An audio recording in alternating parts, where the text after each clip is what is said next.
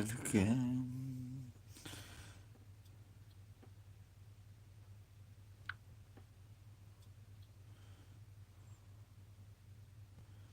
The storm is a bust.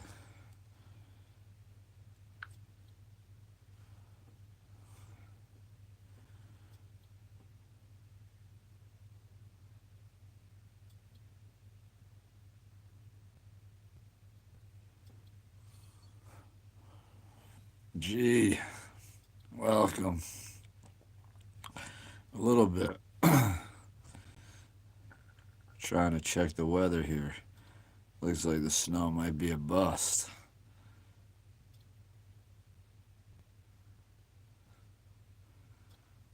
which is a good thing. And maybe I won't have a day off tomorrow. I was banking on it. Snow day.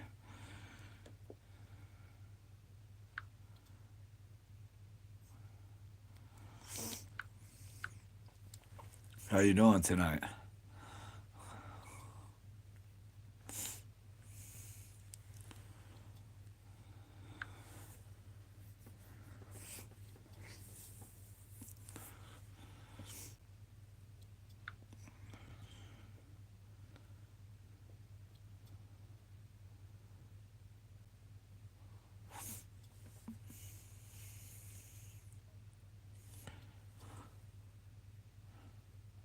Hey Maricela, how are you? Welcome.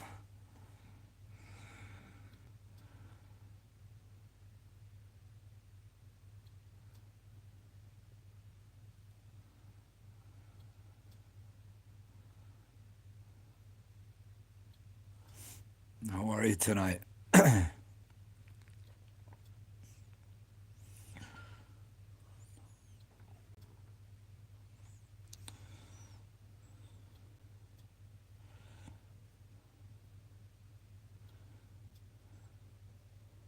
Just trying to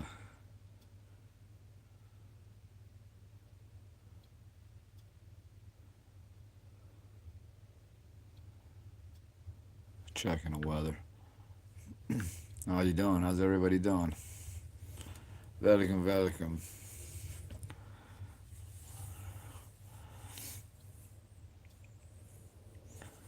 Yeah, a little late night here. A little late night, you know. It's all right.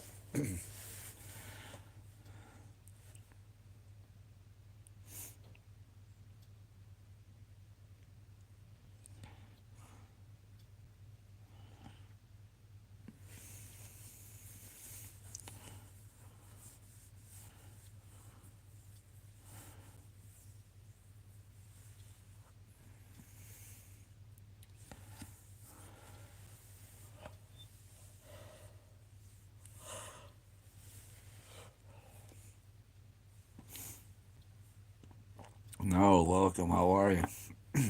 Good evening. How are you tonight?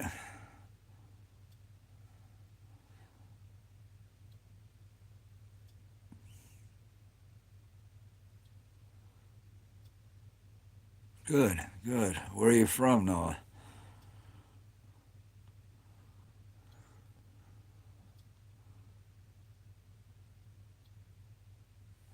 Thank you.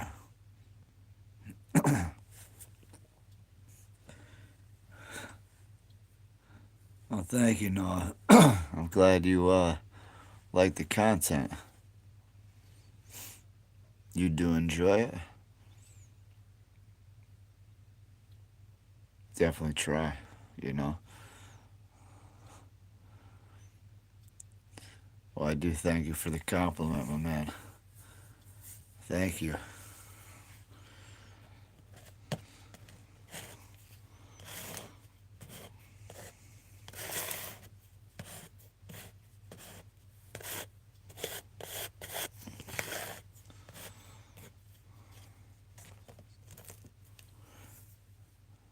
Definitely appreciate that. I do try hard. Not gonna lie to you guys, I do try. I do try very, very, very diligently for everybody.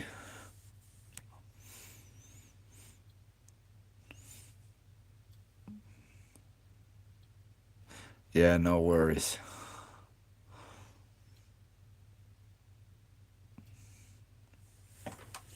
Yeah, I should probably be getting to bed soon too. Definitely a little late, huh?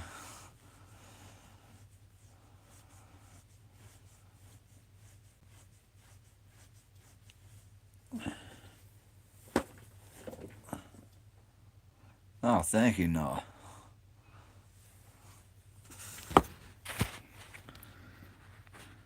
Definitely appreciate that. Oh, thank you for the ruby. Who sent the ruby?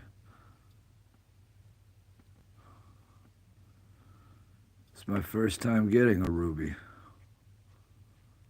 Thank you so much.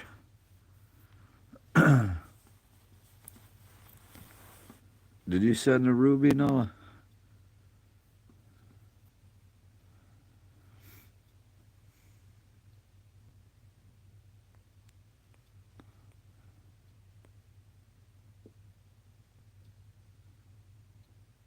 All right, shout out to Marco. How are we, Marco? Thank you, Noah. Yeah, it's my first ruby.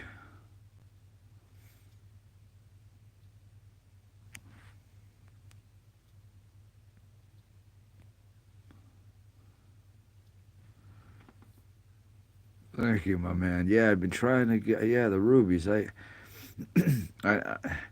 I'm kind of new to this whole thing. You know what I mean?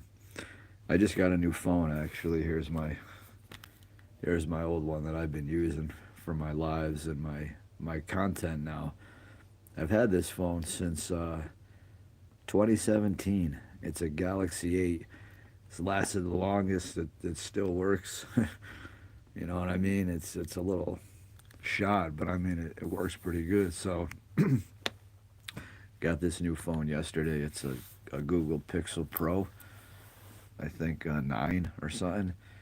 Um, I had so much credit. The phone didn't cost me anything, which was good. So that's why I picked the Google over the Samsung.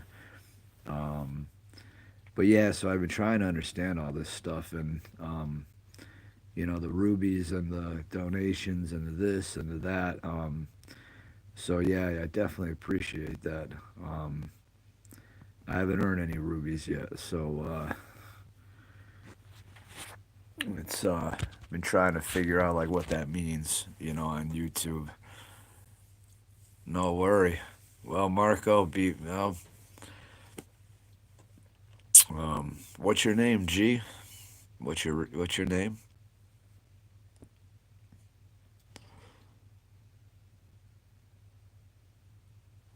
Yeah, it's getting late.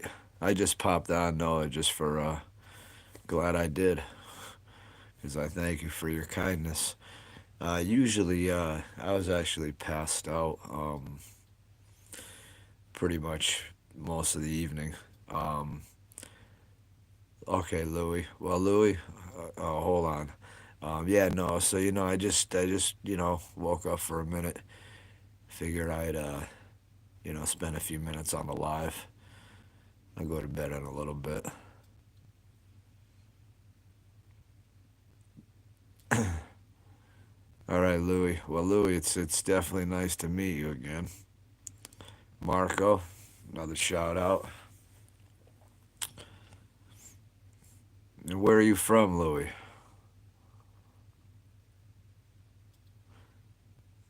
And thank you again for the gifts and the sub, Noah. Pumpkin Killer, welcome. Hello. Welcome, Food Train Mike here. And please subscribe if you can. I usually do some late night lives. I didn't, you know, yeah, I'm planning on a snow day tomorrow, but it doesn't look like I may get one. I looked outside and doesn't look like as much snow as we're supposed to get. Oh, you're in California, Louis. Okay. Nothing now, Pumpkin. Nothing now. Just hanging out a little bit. trying to recruit some viewers to my channel. That's pretty much why I hit the lives. Yeah, I like to talk, but I do ASMR. Oh, geez. You think the fires are going to get close to you, Louis? God bless you guys.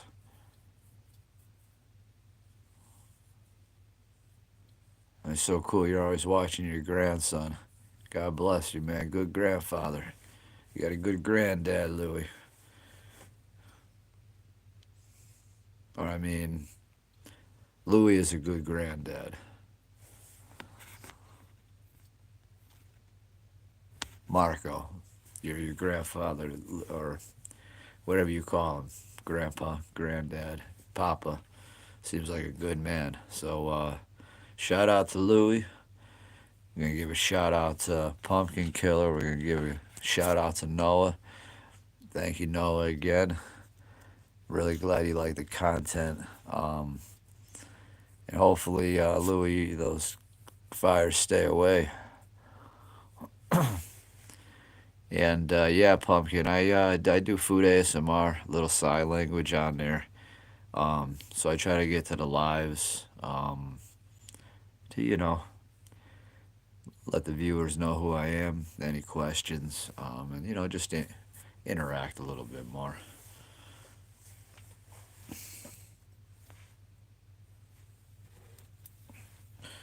Some good interaction, that's all.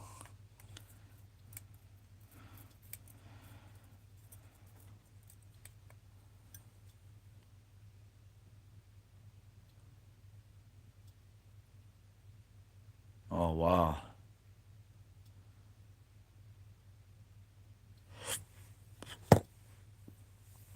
Well, hopefully that's going to stay away. Wow.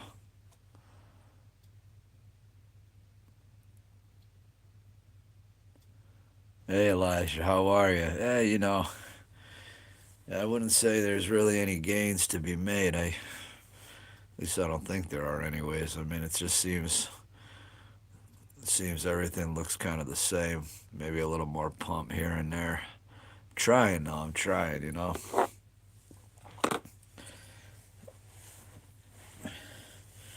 course, my problem is I don't eat, every so often like I should. I really should be eating, every 3 hours, every 3 4 hours. But I get lazy. So I I usually tend not to, you know.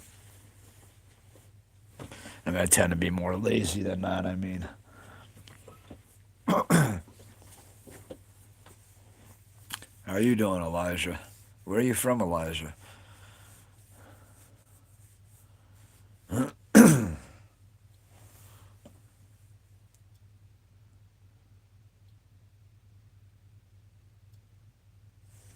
Yeah, very true, Elijah. You exercise, Elijah? Definitely is tough, though. Plus, I'm 47. Oh, nice. All right, you're right next door. I'm from Mass. Um, yeah, man. I mean, I'm 47. Uh, Never did well working out as a youngster. Hold on.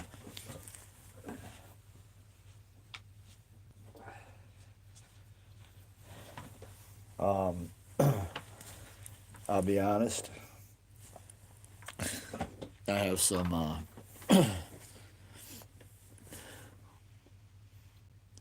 Oh, you're a college pitcher. Oh, wow. Okay, college pitcher. Nice. That's a tough. That's a pretty skillful. Nice. Hey, thank you. Yeah, well, you know what? I've never. How old are you, Elijah? I've never actually been in. This is the best shape I've ever been in. I want to say actually 2012, 2013, 2014 was I mean, I didn't do too well, but I mean, I had like a 300 pound deadlift. I was able to hit one rep. I think it was like 140, 140 pounds, 135, 140. Okay. So I worked up to like a 300 pound deadlift. I was repping out on a flat bench. I think like close to 150s, 160s, maybe. I think I even was hitting like three at 175 at 170. I don't know. I had a little more strength. I was a little heavier. Um, I did P90X in 2008, and then I got defined because I did it from like 2008 to like, gosh, 2012 or something. So I got pretty defined. Got real good at pull-ups and push-ups and stuff that I never could do as a kid or at your age. I never even had definition.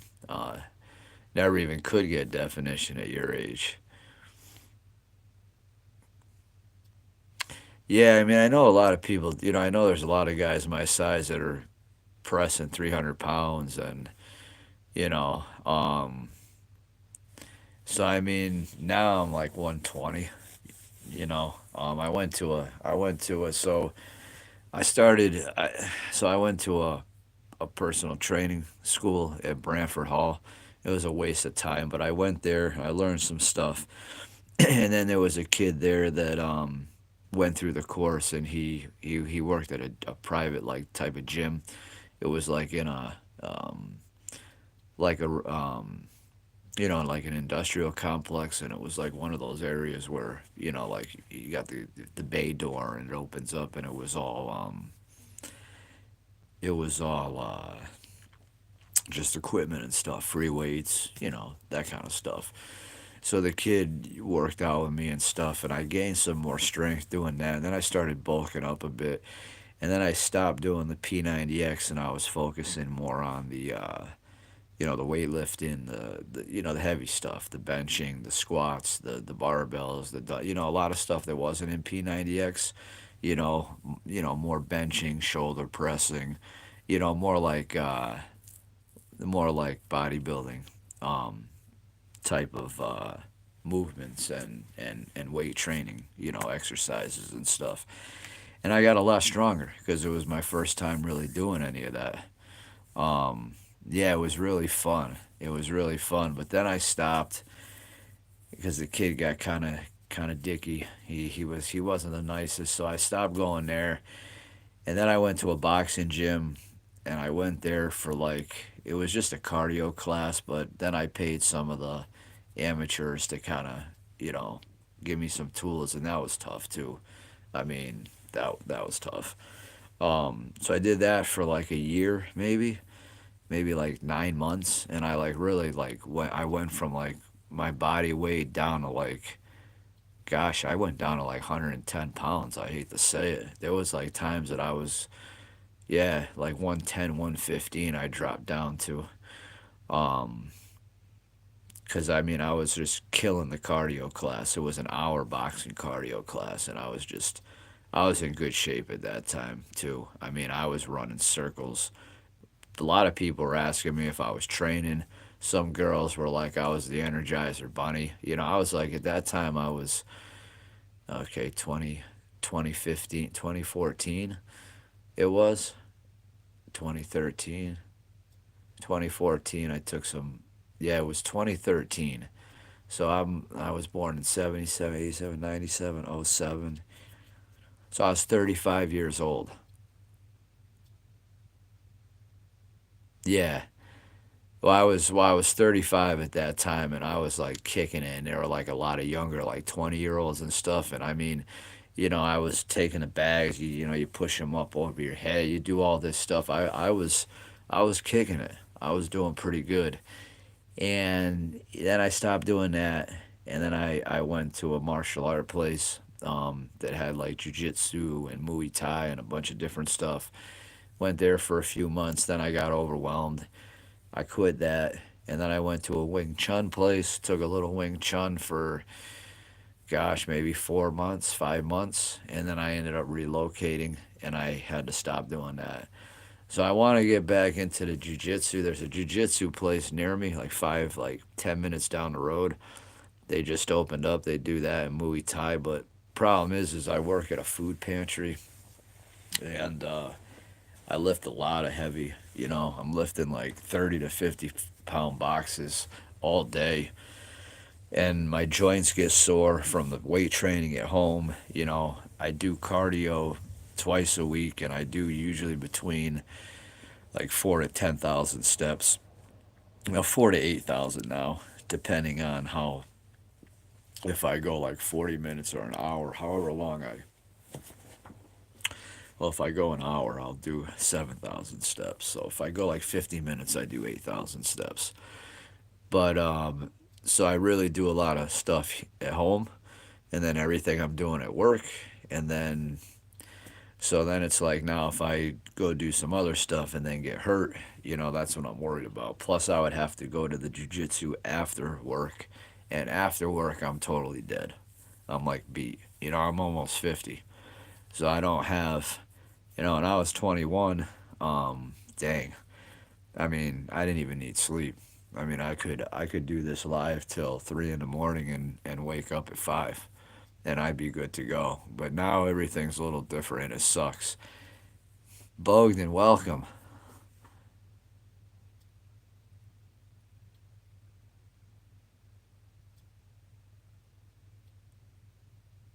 Thank you, Bogdan.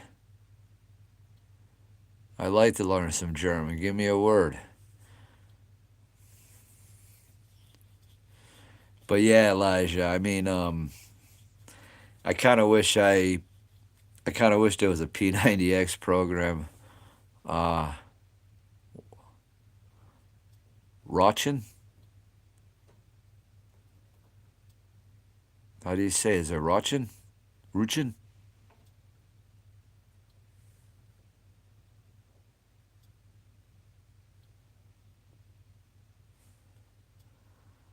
Did I say it? I didn't say it right, did I? The German. I'm trying to think of the German pronunciation.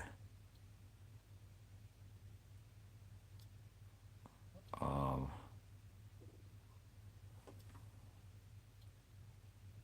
Rowan?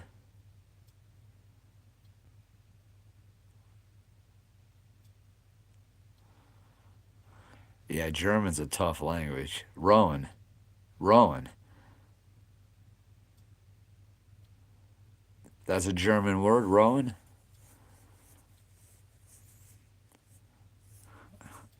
I'd be rowing all day.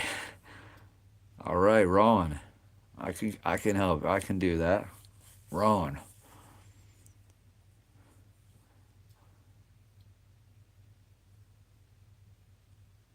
Ye? E?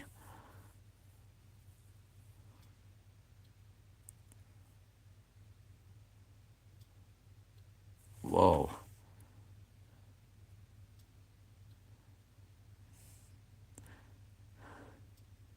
Hey, Dustin. How do you pronounce that? In shield in Wait, wait, in shield No, that's Chinese. In shield in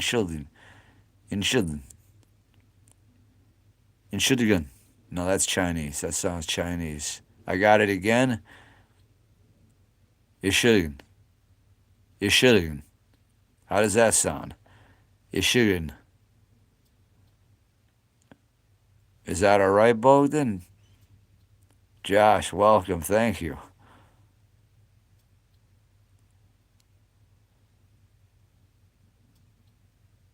And should have gun. And should have gun. How's that? And should have gun. Is that closer? And should have gun. Damn, man. You know something? I'm not gonna lie to you guys. I don't know if you get smarter with age, or if things. Yeah, I don't know if things get easier with age, but I've noticed since my 40s. Well, actually, since my 30s, mid 30s. later, especially 40s, things seem a little more clear than they did when I was younger, and it sucks because I think I could have probably done better in my life if I gave myself more credit, and there is still time to fix things. Josh, thank you. Welcome, my man. I appreciate you liking a spaghetti vid. Yeah, I didn't know what to do today.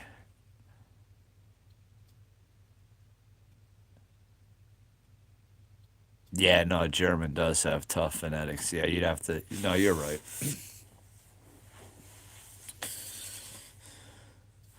Alan, evening. Welcome. Oh, Dustin from Asia. What time is it over there?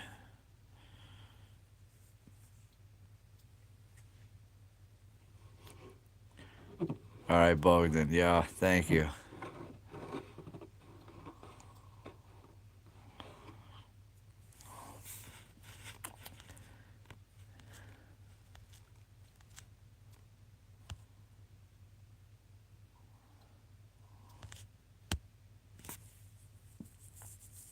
Oh, okay.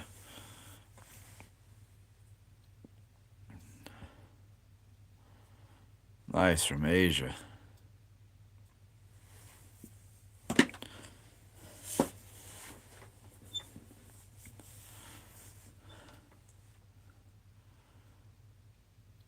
$12:42 in Asia. What time is it here? 11. So about a 13-hour time difference. Nice. Nice, nice, nice, nice. Well, welcome everybody. Welcome to the Apollo. Looks like the snow might be a bust, huh? Doesn't look like much snow out there. Of course, I can't tell.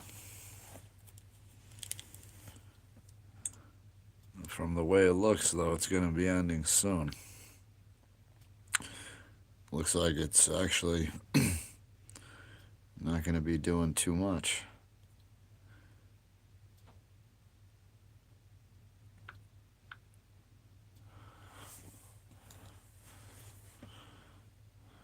How old are you, Dustin?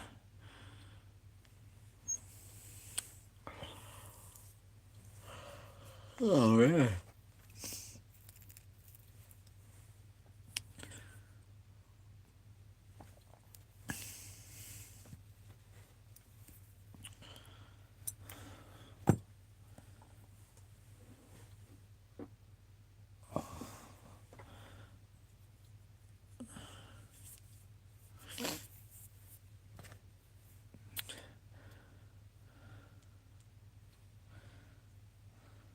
Welcome, welcome, everybody.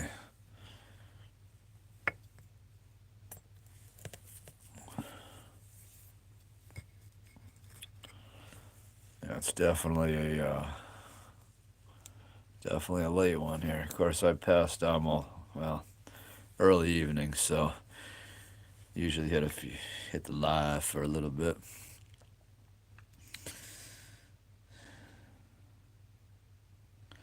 I thought we were gonna get a little bit more. Thought the weather was gonna be a little more treacherous. Oh, hey, Josh. Nah, no. Okay, Dustin. Yeah, Josh. Nah, it doesn't. You know, I mean a little bit, but I think maybe a little better because I was videotaping myself, so I was trying a little harder. Like on the pull-ups, I was trying to do like full. I was trying to do everything more like form related. I'll be honest with you, Cortez. Welcome. Food Train Mike here, and if anybody's on that hasn't, please like and subscribe. I do food ASMR, little sign language, and we have some working out stuff too. But yeah, Josh, the the workout was all right. But I don't have a good mind muscle connection, so I don't really feel like I don't like it's very challenging for me to work out to feel it and say I was doing better today. I was using less weight, which is probably why. But I really have to use like lightweight, um, and to be able to really flex that muscle and then keep it flexed through eccentric and concentric motions. Uh, Sometimes if I keep enough tension on a muscle, I tend to overstress the joint, like the shoulder joint or the knee joint or the elbow joint, you know. So I kind of need to learn how to contract the muscle through the eccentric and the eccentric in a way not to stress the joint and to kind of put more emphasis on the muscle that I'm working at hand.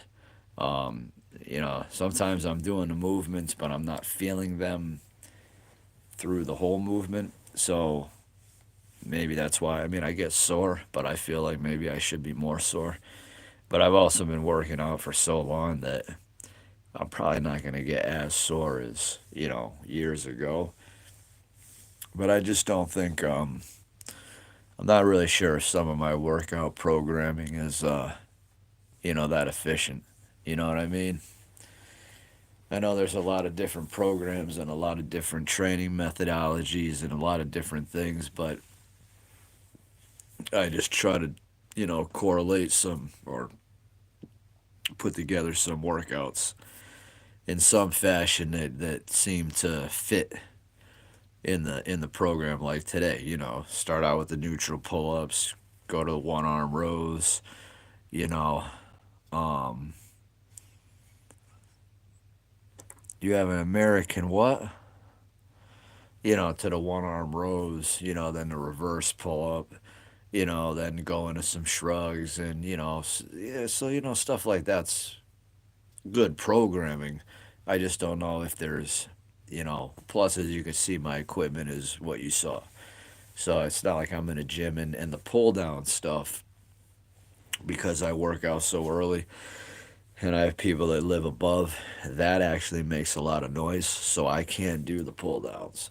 So any of the cable stuff on that rack that you saw, at the time I work out, I don't use. So uh, it'd probably help to do some cable pull downs. I really like the triceps with the rope.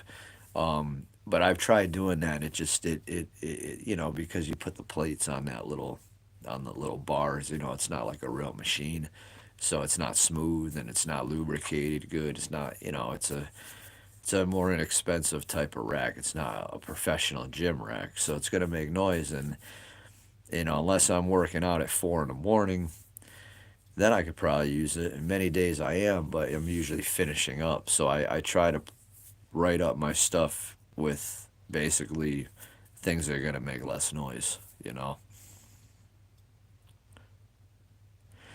Yeah, honestly, I have a beach body. I like beach body. I mean, I did a lot of P90X and Insanity back in like the 2010, 2013, 2015, So I do like the beach body.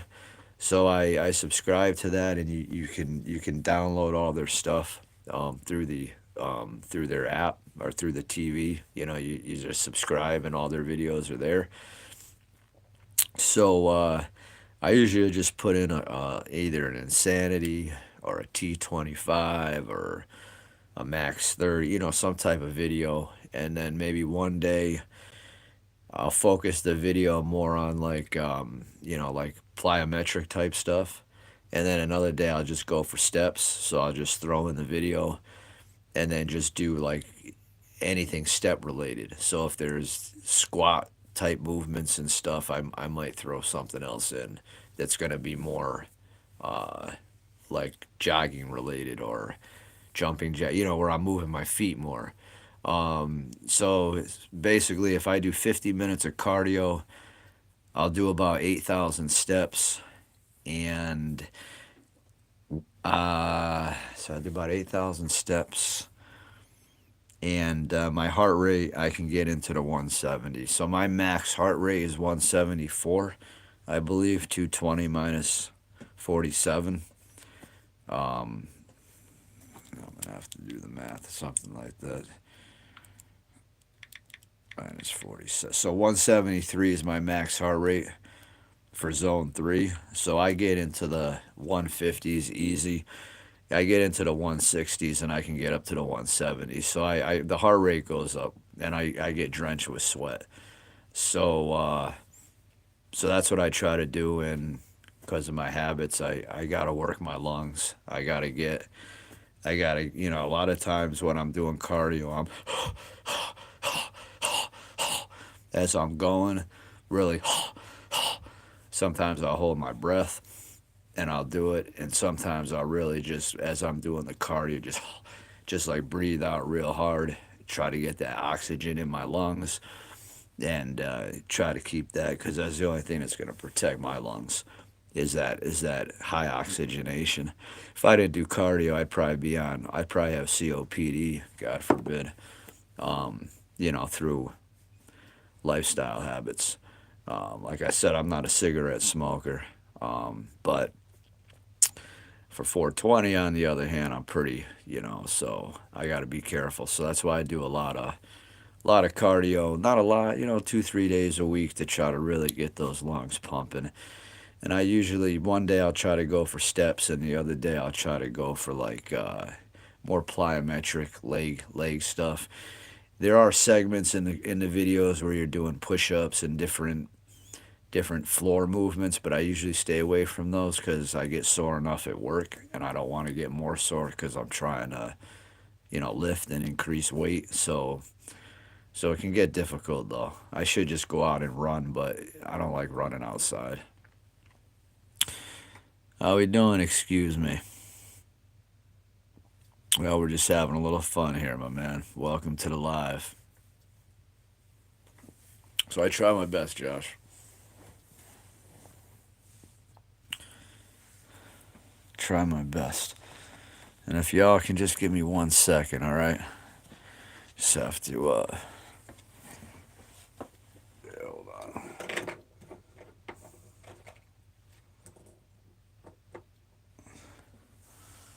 Yeah, just give me 1 second, guys. Just,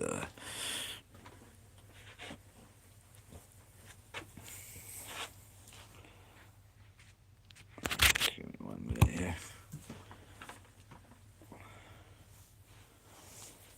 I'll be right back.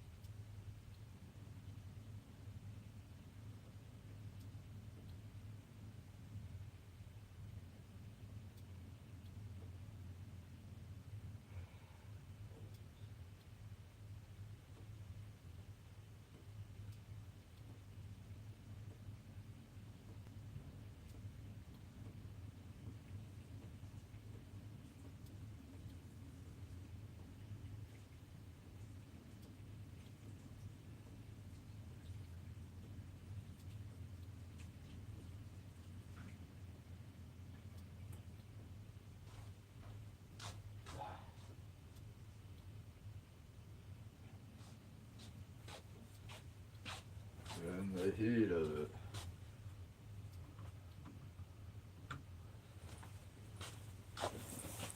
Yeah, sorry about that, guys.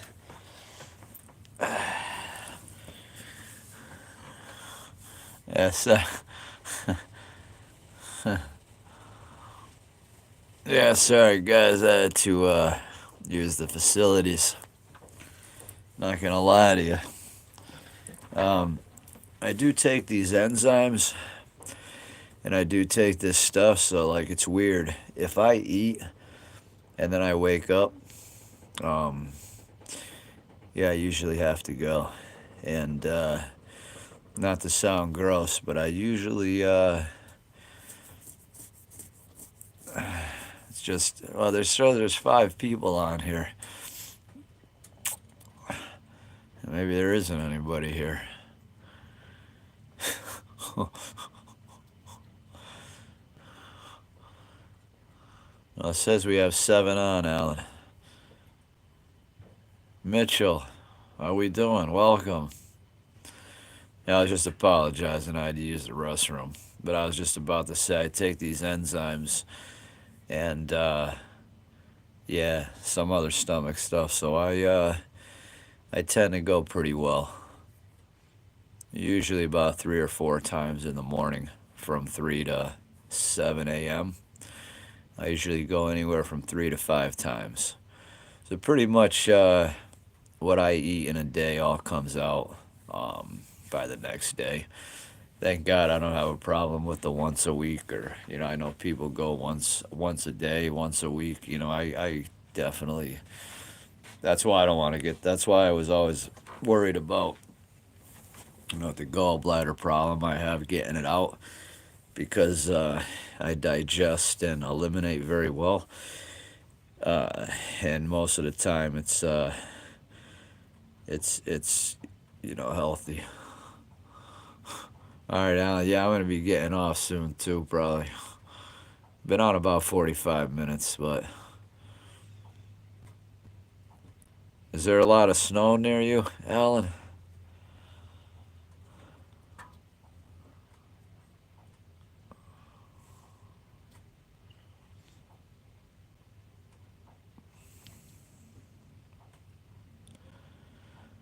Doesn't look like there's much snow out this way. How are you tonight, Mitchell?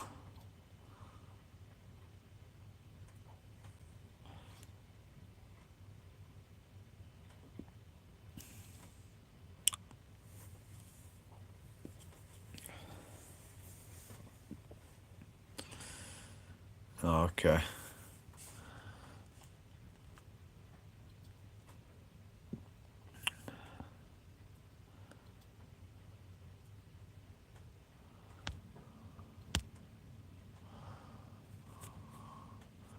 Where are you from, Mitchell? Hey, Cameron.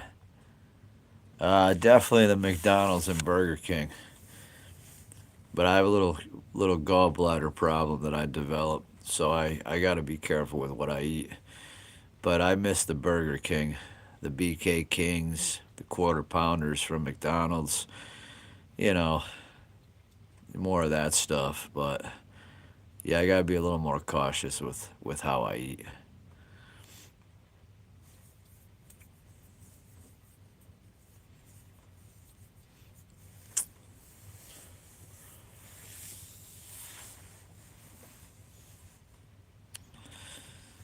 But right now it's probably the Chinese food. Hey, Mr. Cat, welcome. And if you're not a subscriber, please do. Cameron, same with you. If anybody, please like and subscribe. No, who's Chandor Bingus? I gotta look him up.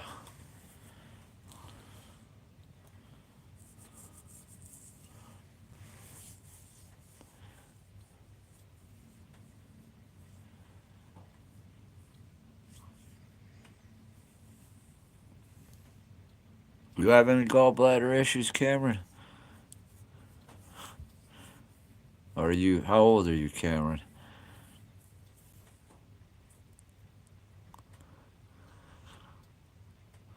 I love Italian food. I'm Italian.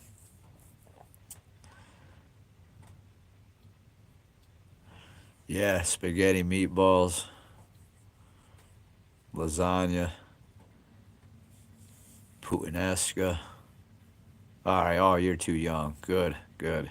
Yeah, I didn't have any issues then either.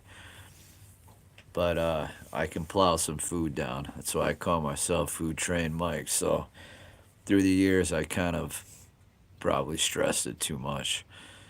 But yeah, I love Italian food. It's probably my favorite. Veal parm, chicken parm, puttanescas, white sauces, red sauces, cannolis, chicken cutlets, um, cavatelli pasta, all kinds of stuff. Definitely.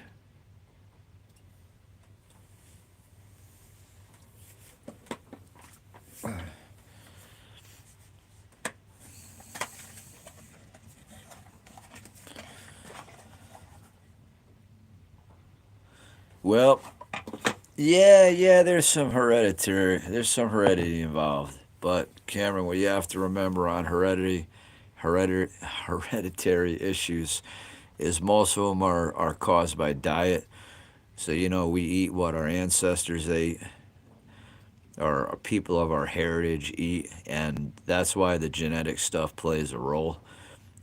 So, in my family, yeah, there's gallbladder issues. So naturally, if I'm going to eat a more processed, high fat diet, yeah, that's gonna, it's either gonna go to gallbladder. I could become a diabetic. I could have a pancreas issue. I could get pancreatic cancer. I could get fatty liver, cirrhosis of the liver. So it all depends where that food is gonna dictate in your body, that crap that you eat. So the more processed McDonald's, starchy carbs, fat, pro, high fried foods and stuff.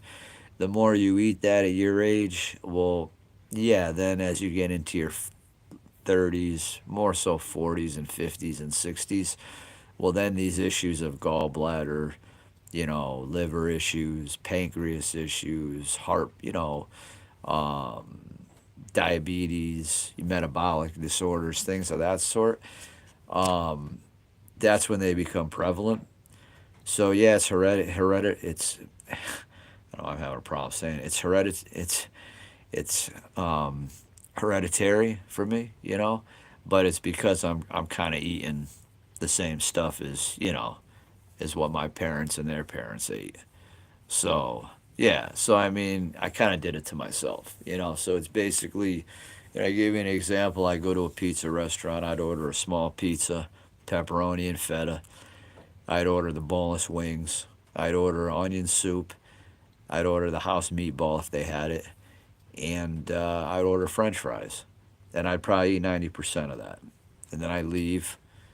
I might get a dessert if they had a cannoli on the menu, and if not, I'd go get ice cream somewhere after, and then I'd come home and I'd chill out a little bit, and then I'd eat some cookies and some candy. So I just kind of I would eat to the point that I felt like I was gonna kind of throw up. So I think I kind of just overdid it.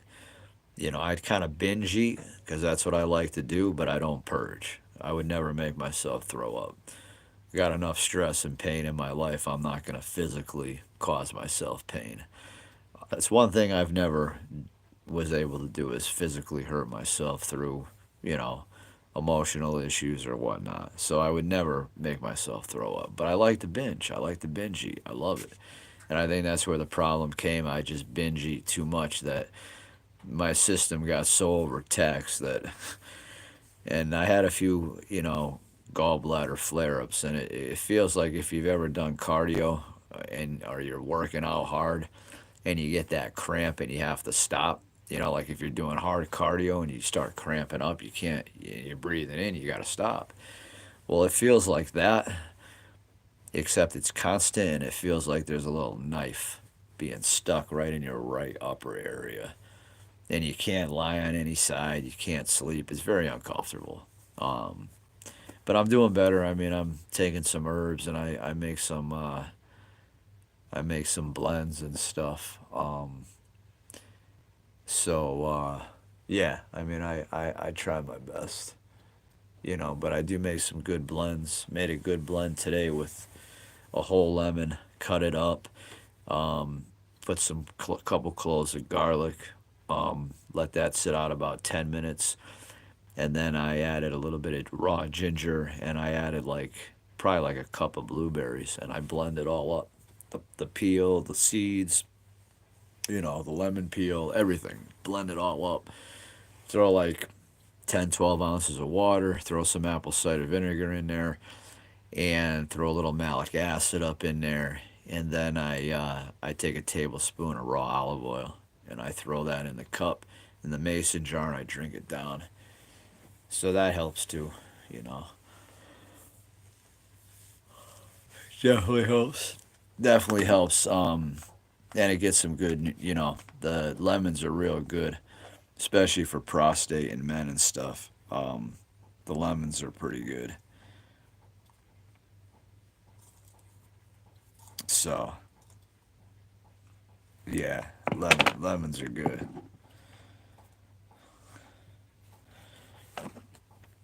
So,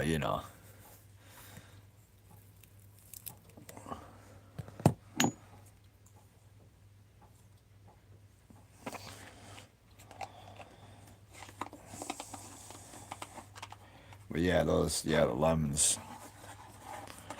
they're good. Kind of tough to drink all that like that, but it can get kind of a little tough on the system. Not on the system, but just tough, to get down. But when you put the blueberries, sometimes I'll add like half of a green apple, throw that in there, and you add the blueberries. It makes it taste pretty good. Take some of because when you add the garlic in there and the lemon, it's pungent. So that's all. Can get a little pungent, I mean.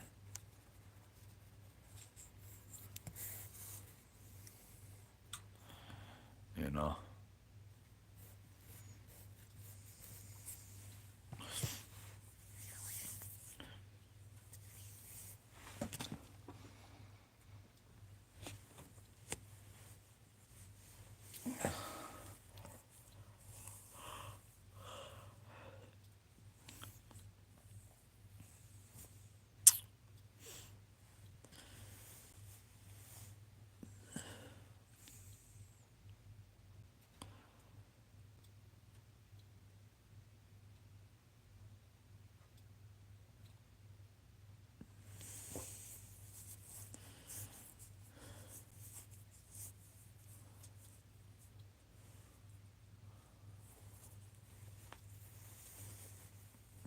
All right, anybody on? Nobody's on. Come on, that's it, huh? Too late for everybody.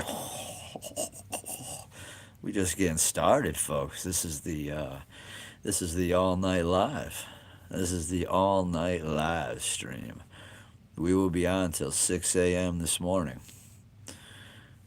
We will be on. No, we're not gonna be on that long. You crazy?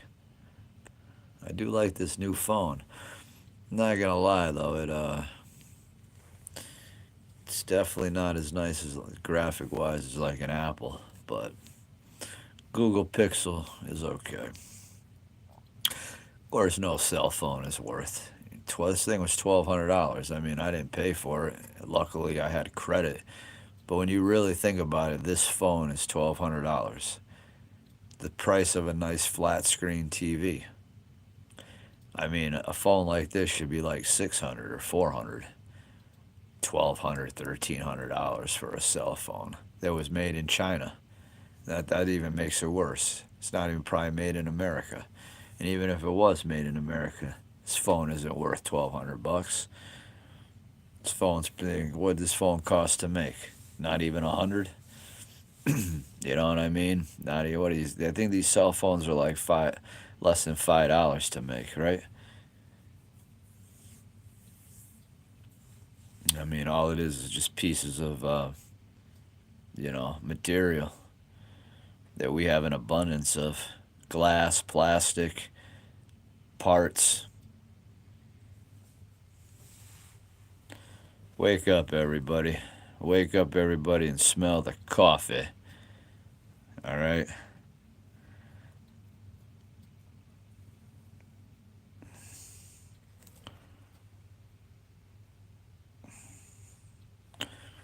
Wake up, everybody, and smell that coffee.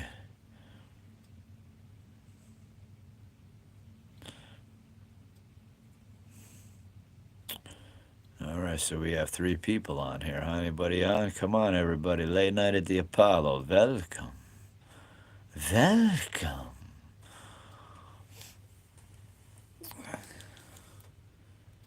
12:14.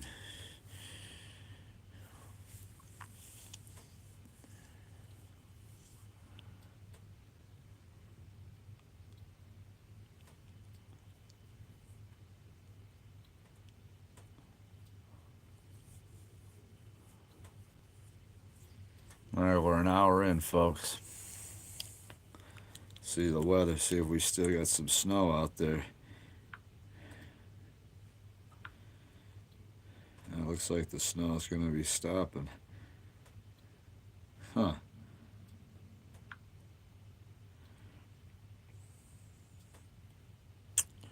Just trying to see if we're going to get this 4 to 8 inches. We're out in Massachusetts here. It's showing tonight 1 to 3. Guys, good, there won't be much shoveling in the morning then. That might be a help. Trying to do the live, I thought there was going to be a lot of snow. So typically when that happens, my driveway gets shoveled out later and I can't get out. I have a 2-wheel drive car, so I was going to go to bed early, but then I'd be up early, and if it's 6, 7 in the morning and I can't go anywhere, or I got to be out there shoveling, then I might as well just go to bed later, get up later, work out, shovel, and then be ready to jet. So I'm trying to pick up some live here. Everybody must be asleep. Sunday night, yeah. Saturday night at this time, Friday night, there's way more people on. Zoom, welcome. All right, we got somebody. How are you, Zoom? Where are you from? I assume you're a subscriber to the channel. Thank you.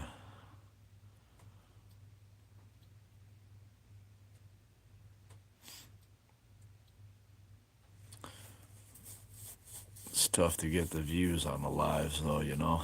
Lives is a interesting kind. You know, I got to do something. I got to get a retro game system. Not bad, Zoom.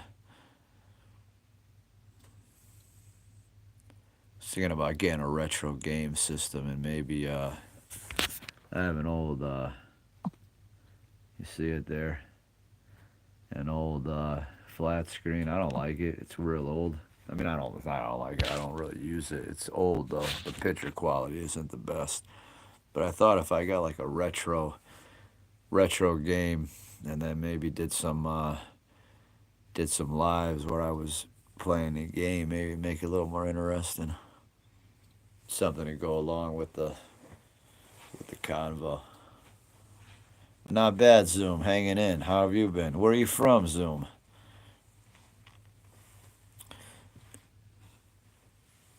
And out of curiosity, how old are you?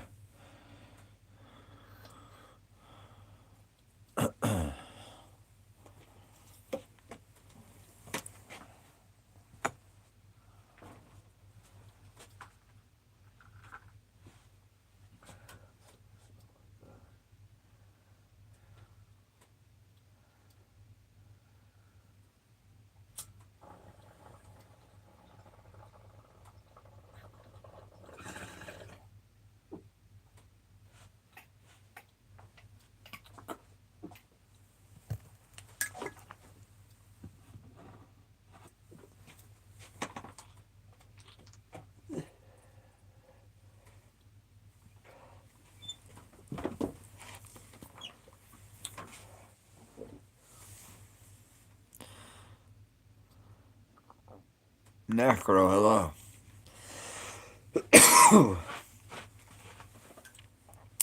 Controversial opinions? Yeah. As in?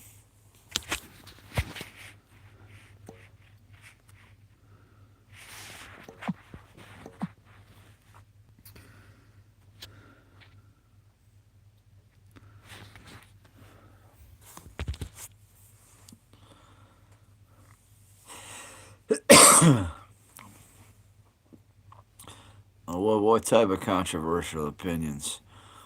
Yeah, I have many opinions. I usually don't express them though on on the channel. Really not worth it, you know. I mean, we're the pawns, so our opinions don't matter anyways. Remember that. We don't matter. Um, they like to make us think we matter, but we don't matter. Oh yeah, we're in a messed up place, Necro, and it's all based on greed and power and money. That's why I said us, the little people. We're the rats on the rat wheel, or the hamsters on the hamster wheel. We're the guinea pigs.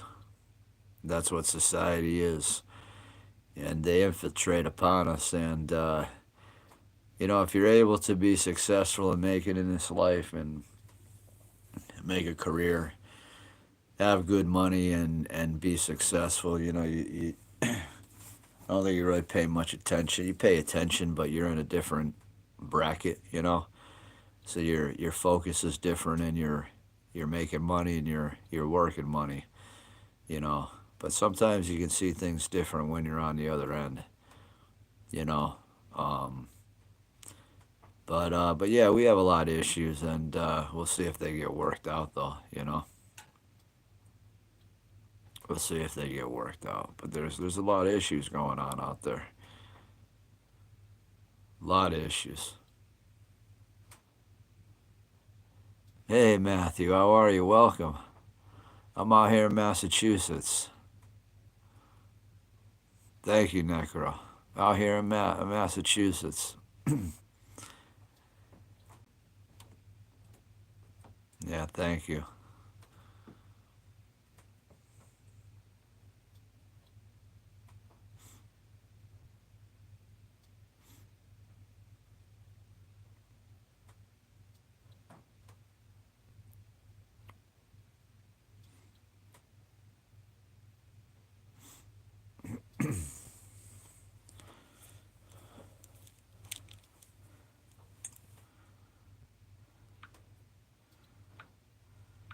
Hold on a second. No. Let's see something here.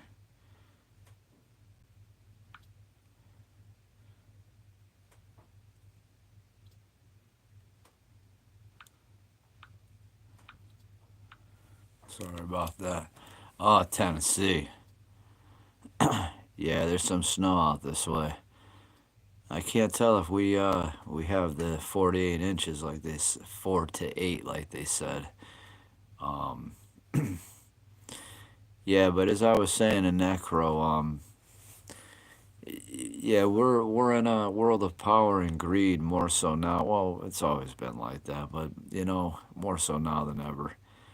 And people got to kind of come together and together for change. You have to remember, and you have to look at it. I just thought of this now. Um, when you go to school and you have all your groups and there's diversion, it never works. There's always kids that feel left out. There's always kids that feel super successful, over successful, under successful, middle successful, etc., etc. Through the dynamics of the environment. So if you bridge that over to politics, you have three parties. You have your Republican, your Democrat, and your Independent, right? Conservative, liberal, independent. Now, well, what's happening? There's all the same stuff that goes on in high school. You're right, I'm wrong, I'm right, you're wrong. Point this finger at that one, point that finger at that one, lie about this, be truthful about that, be somewhat truthful. So it's kind of all the same scenarios, dynamics, practices, mental trickeries that go on in school, but in a more immature way. And then you become older, and then you mature, and then through maturity, um, you can maturize or whatever you want to call it, and you can kind of go through those same steps. And that's kind of where we're at. We're still pointing a finger, and we're still trying to figure out who's right: liberal, socialism, communism, this, that, you know, democracy, capitalism. So it just seems like there's just the same dynamics that have been perplexing us since we were in kindergarten. And the only way to look is just go to school, get educated, get a good job, make a good money, hopefully find a wife, have a family, be good, and live well. And that's where we're taught. And then all around us we have our sports, and we have this, and we have that distraction, and this distraction, and everything else to just keep us, you know focused on what we need to do. But then here's our fun. We can do this, we can do that. So it takes some of the it allows us to do more than we could do when we were in school. When you're in school, you're with your parents. When you're an adult, you can go to this restaurant, you can go to a bar, you can go to here, you can go to there, you can go to the theater, you do whatever you want. So basically, what I'm getting at is that it gets very complex. So you realize you become a victim of maturity, and you're an adult. But then at the same time, you're kind of failing to see the bigger picture in front of you, because you're obviously not in that. You're not there. You're in the world now. You're in a big world. You're not in a small school with 1,000 kids or students or whatever you want to call it, or however, you know what I'm getting at. Now you're in a big world, so it's not so easy to start looking around and being like, look at that group. Nah, that's not right. You forget about all that. And then if you have children, well, then you relive it, and then you hear about it, and then you hear how you don't want to study, and you hear how you know it's not cool to do this, and this one's a nerd, and this one reads a book, so they're a nerd, and this one does this, so they're this, and da da da. It's all messed up, and nobody has the right ideas, and that's the problem. And look where we are today. Look what's happening. So you can say I'm right, you can say I'm wrong, but just look around and then listen to what I just said, and then you tell me. You tell me. Because if I go around all day saying I'm right, you're wrong, you're right, I'm wrong, I'm right, you're wrong, or I'm not going to listen to you or whatnot, things aren't going to get done very well. Efficiently, I should say. Things won't get done efficiently. Efficiently, to benefit the people, to benefit the public, to benefit us. Because that's what it really comes down to, right? To benefit us. you know, we, we all coexist together. Problem is just the world and the countries is so vast, so you don't know everybody like in school. You can huddle everybody in an environment, in a work environment. You can make a toxic work environment better. You can make a toxic school better. You can make a toxic this better. People can come together and fix things. You can make a toxic town better. But it's all within a small parameter. And it's all with people in that parameter that have the mindset to make that change. Well, now how do you take a world, the United States, Europe, the East, the West, Russia, China, how do you take all that and then get it for everybody to, be in a circle like this? So how do you go from here, where everybody's against each other, to now bringing it down to here, to where everybody's against each other, but there's not. You know what I'm saying? It's like being in a close range fight. You know, it's like being in a fight with with boxed in. You get what I'm saying? So if you're in a ring and you can fight, where you have a ring to work around, it's not so close range. You can move back, you can come in, you can move here, you can move there. But now what if I put you in a room? What if I put you in a 4x4 or a 4x6, like a cell?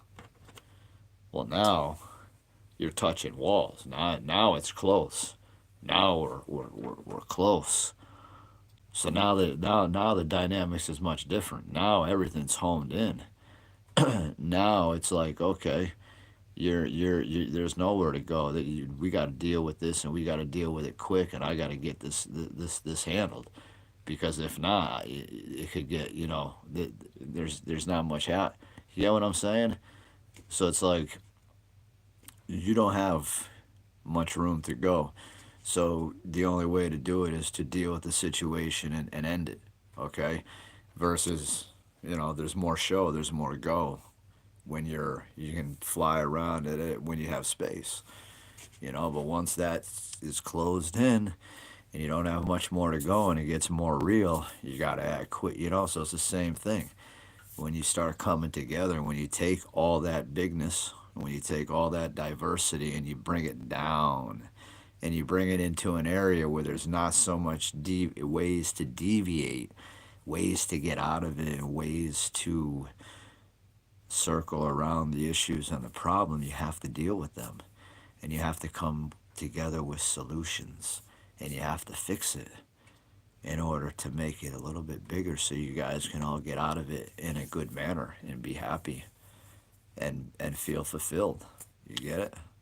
So that's kind of, I guess, I don't know if that made any sense, but in some ways, why the world will never be fixed. And that's, I guess, if that made any sense. It is late and I am tired, but yes, very true. Nah, if I got bullied at the workplace, there'd be a lot of hurt people.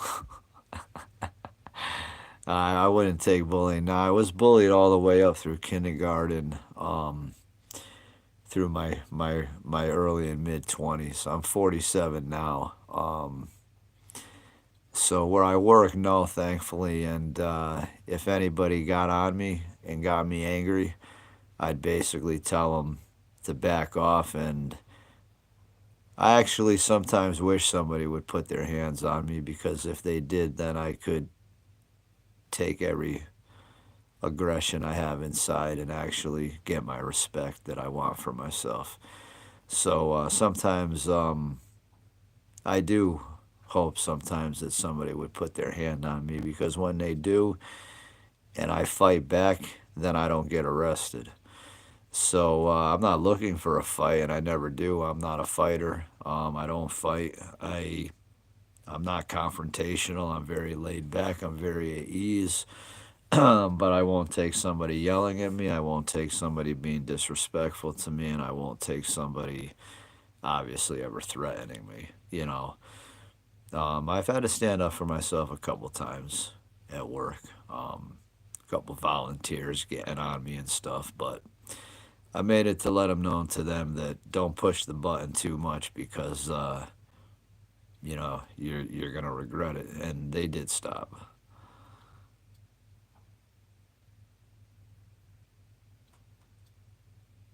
Yeah, I've been messed up. I think I got PTSD from it. Eden, Eden, what's your name? Eden, Eden lies.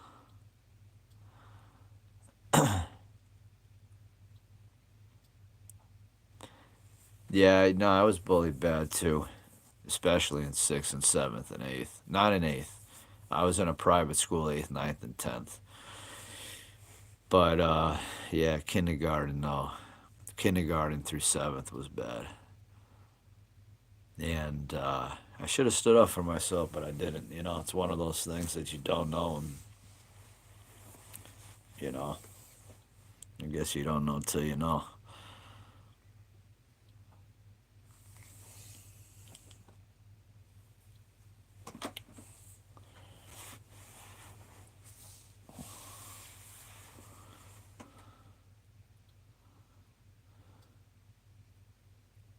Oh, Eddie. Okay, Eddie. Oh, okay. Yeah, yeah. Yeah, I believe in forgiveness, but I don't forgive anybody that bullied me. And I say that with conviction. And I don't think I ever will. Matter of fact, if I go on Facebook and I see a few of the kids, especially one in particular, um, now he bullied me bad. And one time, I remember I was in the bathroom and I was like coming out or something or finishing washing my hands, and he like kind of like cornered me in there and stuff. And I see his face on Facebook, and I don't even want to tell you the thoughts that I get. Matter of fact, when I relocated, I had sent him a pretty rotten message on.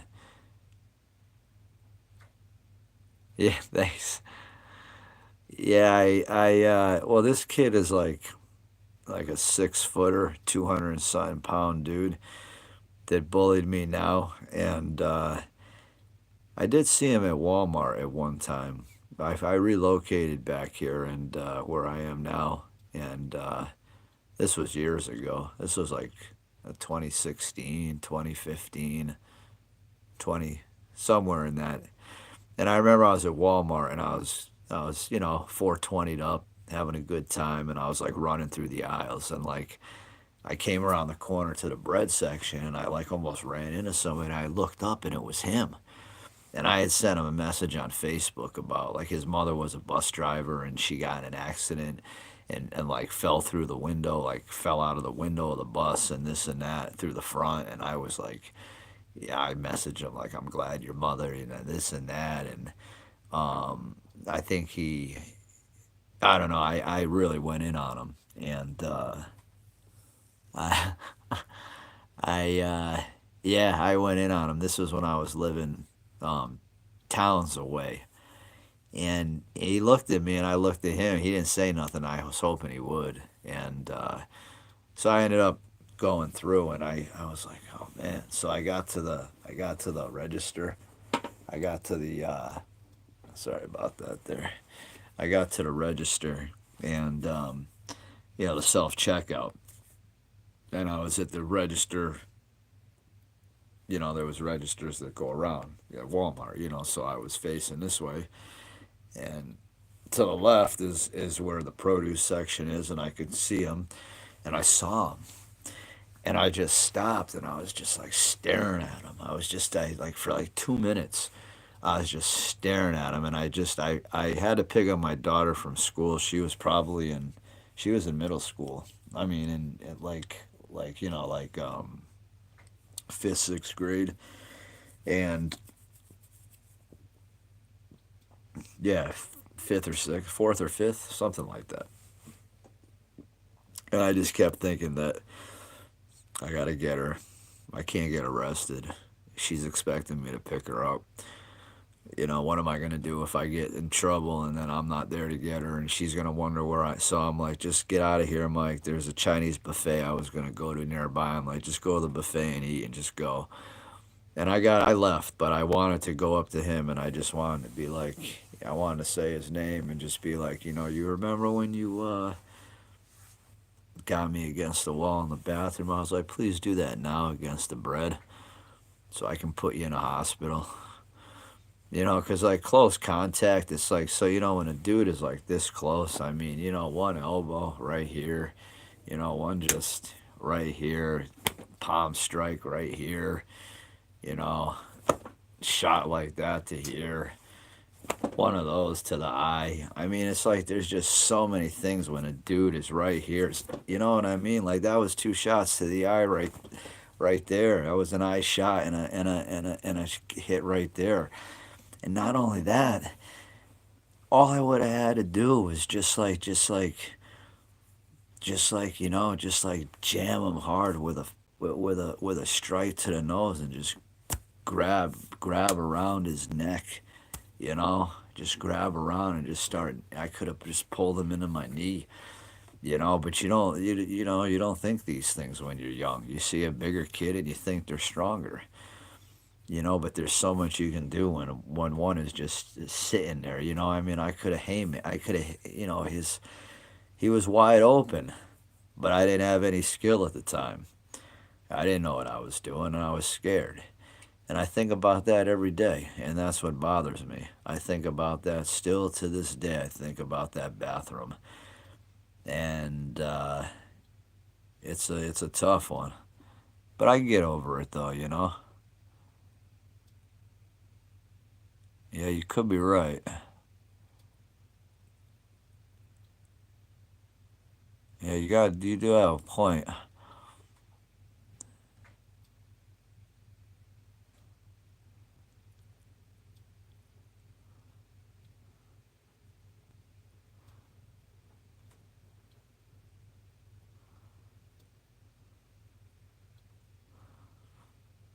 That makes sense. I see on here.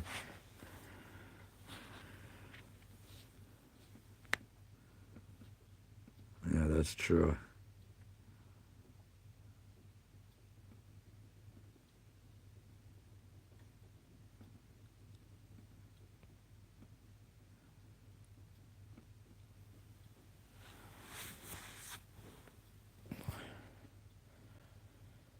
Okay, I get you there.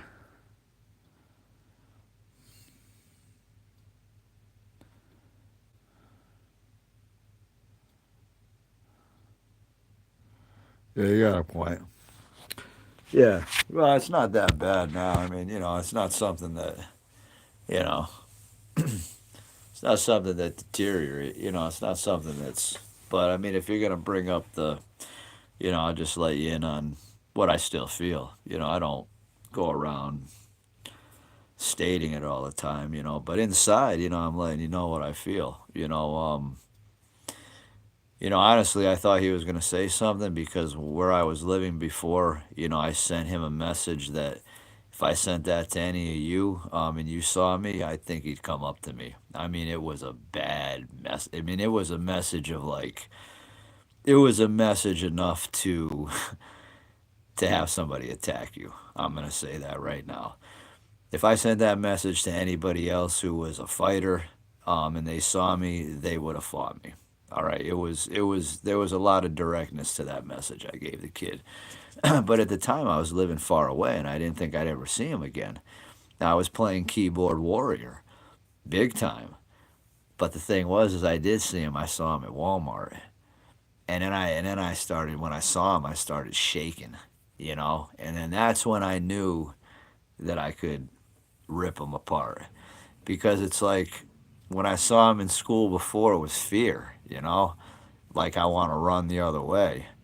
But when I saw him at Walmart, it's called anger, getting shaky, and really wanting to see what I could do. You know, wanting to test what's up now, Mike. You know, what's up now. You know, and that's what it was about.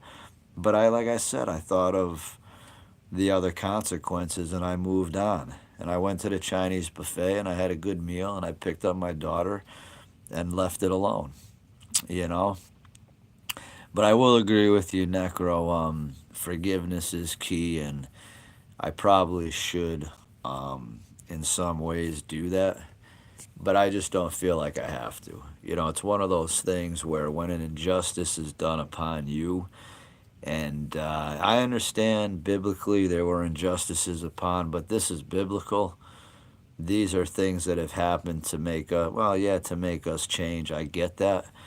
But in the world that we are living in and what we go through as a species, as a tainted species, as a species who's on a hamster wheel, and unless you're part of the rich elite, and not even elite, but unless you're part of a bracket of comfortableness, of money, at least a couple hundred grand a year, to where you can afford a nice life and you can at least have some of these stresses of the world taken from you. You know what I'm saying? And maybe even in that case, it might not be so easy. But I think sometimes some of the lives that a lot of us are thrown into and some of the things that we deal with and we go through and we see, we see at work, we see the way professional, good people conduct themselves, and then you see them in a different light, and then you see how disgusting that he or she can be when a poor person off the street comes in for something, and you just look around and you see different things, and then you question that: Do I need to forgive? See, that's where my problem that I got to try to figure out because I get that, yeah, I need to forgive and I should. It'll make me stronger and I should forgive my fellow man because I don't know what he was going through, but you know what? I don't care what he was going through. What was I going through? I was going through hell in second and third grade and fourth grade. Bad OCD, bad magical thinking, hand washing to the point that my hands were bleeding up to here. They were red can be, cracked, bleeding. Rituals. You want to talk rituals? It'd take me 2 hours to go to bed at night. I would have these rituals at night in fourth and fifth grade because I'd be so worried about going to school. It would hype them up so much, and I know that now because I'm older. And I would take hours to get ready to go to bed, these rituals, you know? So, yeah,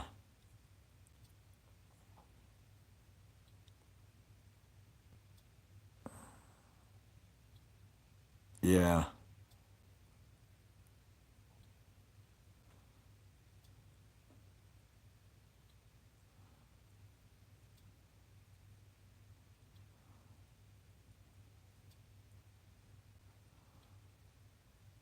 yeah, that does make sense.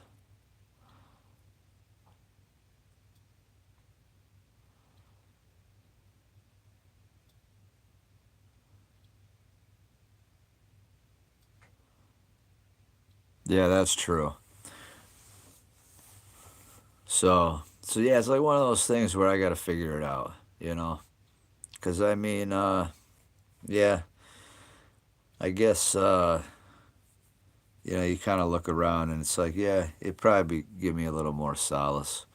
And like I said, I mean, it's not something I really ponder about, but every now and then, especially where I live now, sometimes you go through memory lane in some areas and some instances and whatnot, and that kind of you know it can kind of get a little you kind of think of it a little bit, but it's really not a big deal.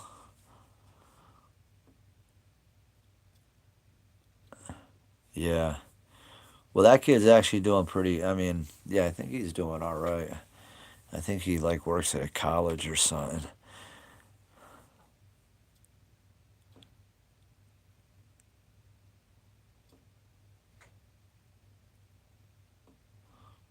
Okay, Boogie, that's good to know.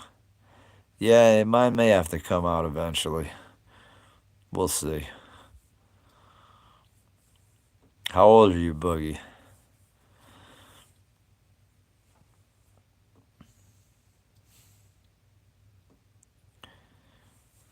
But yeah, I guess in a way, with the bullies, it'd probably be better to, and I have pretty much forgotten. It's just, when the subject comes up, and if I really start thinking about it, then, I kind of get into it. But I mean, it's not something that really, has a major effect other than the effects that it just has had, just from, you know.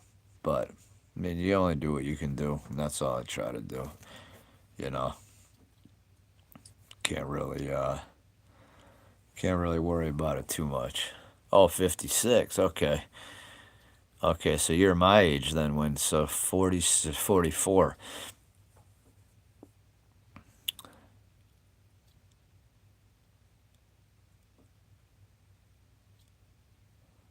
Oh, scar prayer. All right. That may help. Yeah, I'm 47, Boogie Down, so I don't know. Gallbladder's been feeling a little bit better, but it might though. It might need, it's been feeling better, but you never know.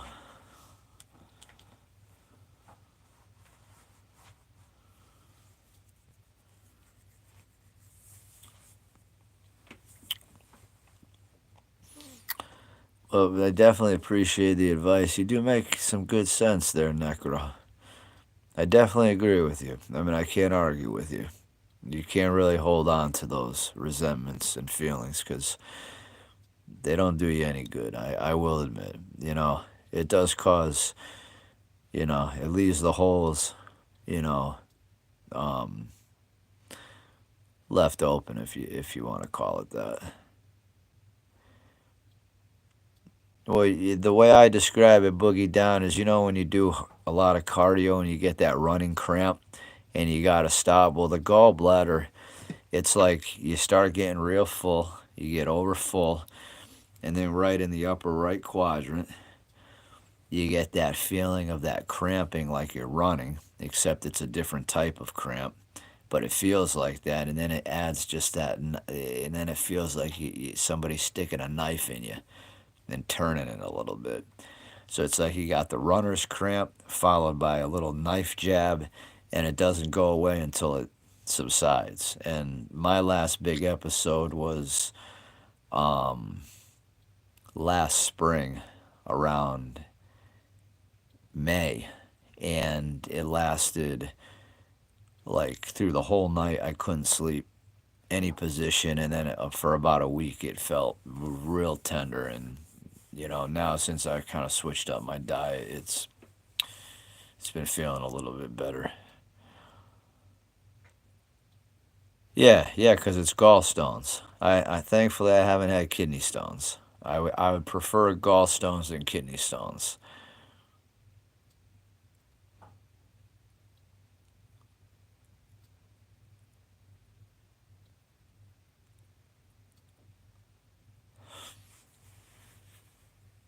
Where you go to church? What faith are you, Necro? I like that. Moving old wine with new wine. That makes I kind of like that.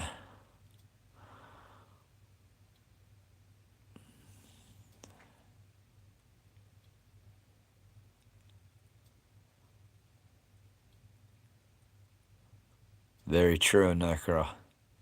Or all meat or all fruit are another good diets too. I hear. What Christianity are you, Necro? You just born again?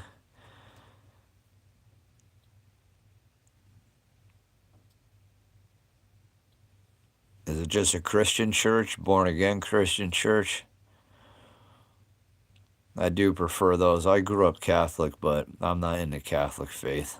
And the Roman Empire down there are all full of evil people, anyways, in my opinion. Especially, what do you call it? The Vatican. Yeah, I don't agree with Catholicism anymore, especially the Vatican. Bunch of sickness, I think, that goes on over there. No offense. But I would definitely do like born again or some type of just straight Christianity. I did go into Mormon a little bit. I was baptized in 2017. So that so but I don't go to the church anymore. I was still kind of confused on that too. So I'm just trying to find somewhere. I've been looking around a little bit, but I haven't come across anywhere yet. But I would like to go on Sunday. It is nice, and I did enjoy the Mormon church, though. It's just because you have a first hour, which is the Sabbath, and then you have a second hour where the men and women go to a class together and you learn, and then the third hour all the men go together and you learn another class. So you come out of there feeling really, it's like 3 hours. It's like 3 hours of learning.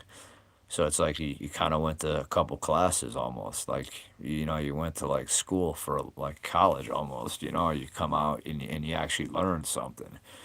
You know, it's not just like Catholic church where you just go in and you listen to the sermon, and then he's reading the same thing all the time. Um, yeah,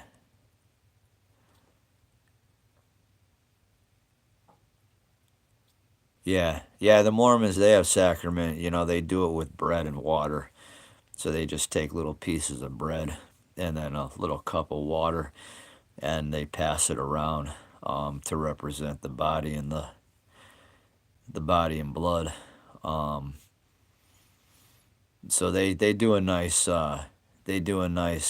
sacrament as well. But I do love the host at the Catholic Church. I love those wafers. Man, those are so good.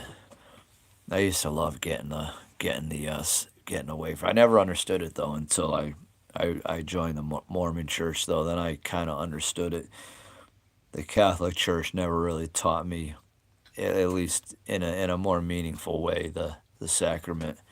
But the Mormons, they do a great job in identifying why that sacrament is so important, and the recleansing, and the washing out and coming anew, and just trying better to leave those past transgressions aside. Really makes a lot of sense. So sacrament's very important. I can do that. All right. Well, Dixon, I'm gonna give Dixon Sider a shout out here, and I'm gonna shout out his Orthodox buddy, Dixon Myers. All right. Well, shout out to Dixon Myers. And I love Turkish people, so God bless you both. And if you can, please subscribe.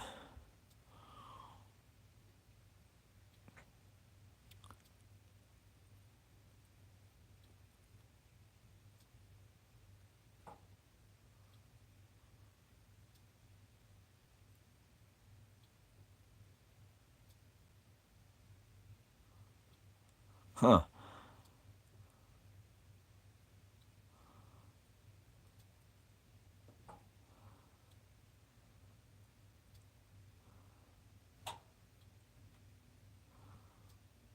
Oh, Wiggles. I'm not sure I know. What is the Wiggles?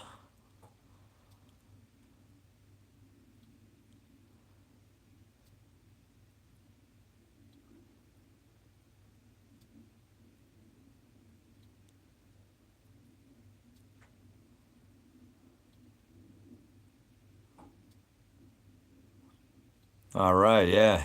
Shout out to Utah. All right, Utah, in effect, definitely. I get you, Necro. So what do you? So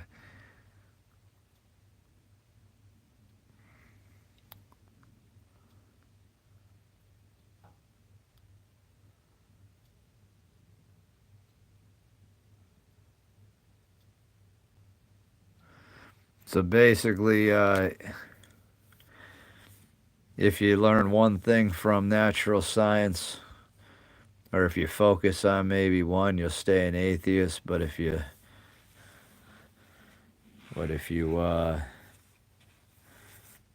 keep going and researching and kind of learning more, it'll maybe take you to religion.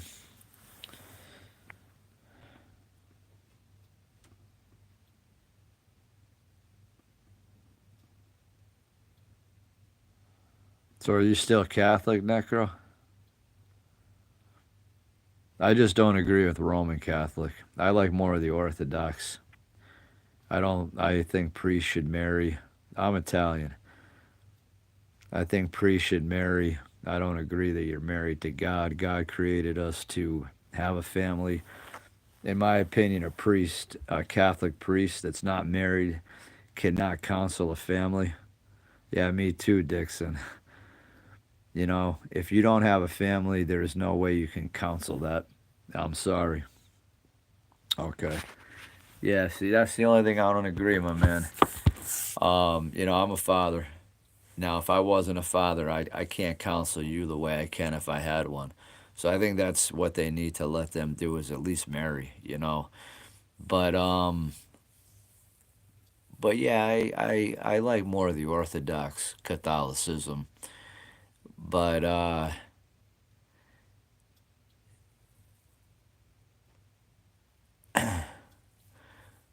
nah, he wasn't a father, but he was a teacher and he was the son of God. So he had a whole different he had a whole different spiritual mindset.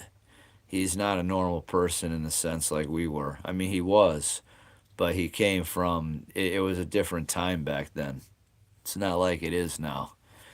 So that's my thing. You can't, in my opinion,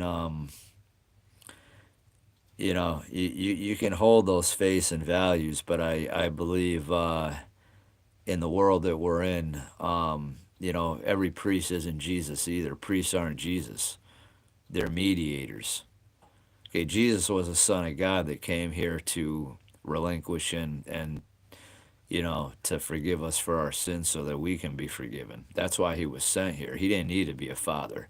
He was sent here to do just that. Priests, on the other hand, they're sent here not to be Jesus's, but they're sent here to direct us, to guide us, much like Jesus, but in a different sense. So, in that way, I believe that they should be married, have families, have a family, understand what that's like, know the dynamics so that they can implement that better to these struggling families and wives and high divorce rates and everything that we have going on. But I could be wrong too, you know?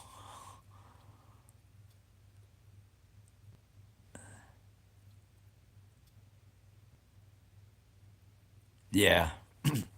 But I agree with you, Necro, though. I think Catholicism's a beautiful thing as long as as long as it's done in the right way and as long as they're faithful and they're true. I've met some great priests, and I love being an altar boy and I love the whole Catholic Mass and, so I just hope that, but I definitely agree with you, Necro.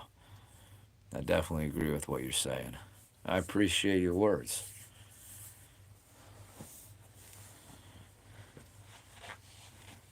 I appreciate your words.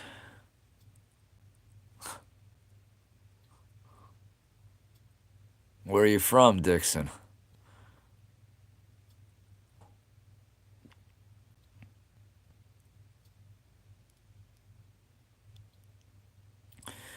Yeah, very true. Yeah, I know the priests can counsel well, and I know they can bridge in, Mary and Joseph and things like that.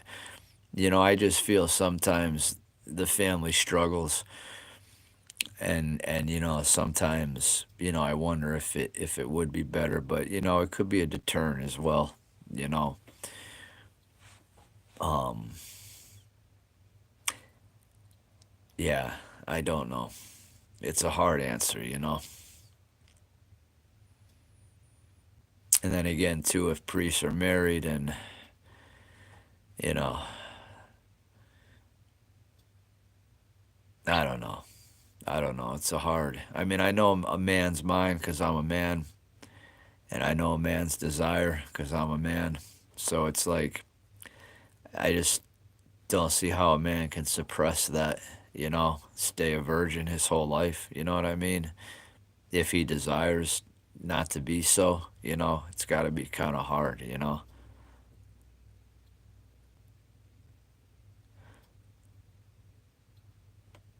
Yeah, very true. But how do you think it feels for a priest who's a man that has sexual desires and can't have them fulfilled, and then has to go take care of himself? And then what if he watches pornography to do that? I mean, not to say that a guy that's married doesn't do that and watch porn too. I mean, that's a problem as well. But I'm just saying, like, what happens if there's many priests out there that obviously we all take care of ourselves if we don't have girlfriends, right? We're men. We can be honest with each other. I mean, we don't. I mean, how can you not? You know. So if the priest needs to take care of himself, what do you think he's thinking of? the women that he's looking at his church, the women that he's talking to upon counsel, um, pornography, magazines, right? So he's sinning regardless. You know what I'm getting at?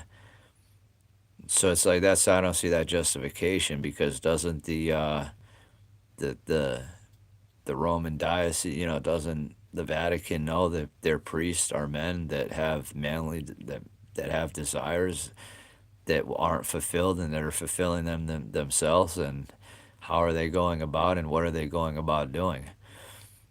I mean, what if some of these priests that are in the cities are getting prostitutes under, well, you get what I'm saying? Like it just leads down bad roads, you know?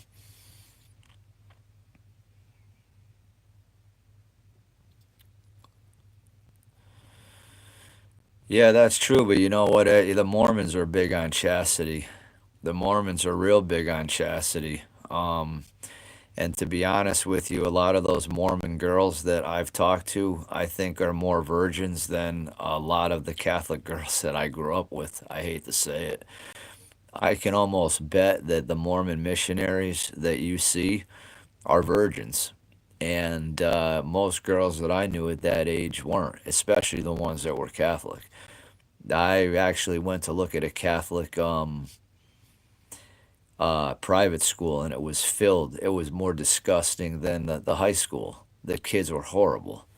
The girls were dressed in nothing. Um, so I can get that. I can get that. Yeah, that's true. Not everybody can be a priest.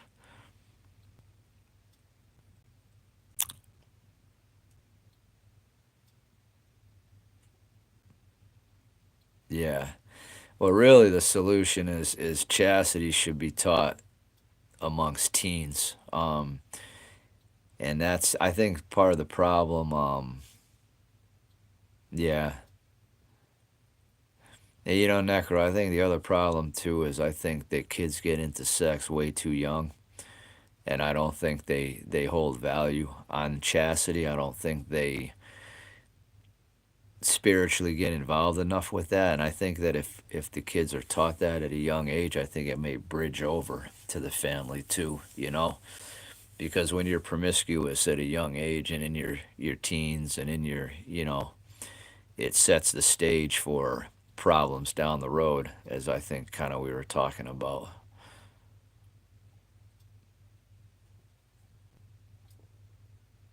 Yeah, definitely too many brainworms.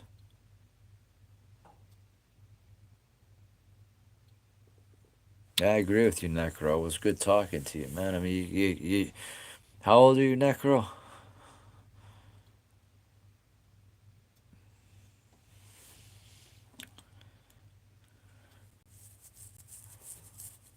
Oh wow, hey man, you're pretty up there.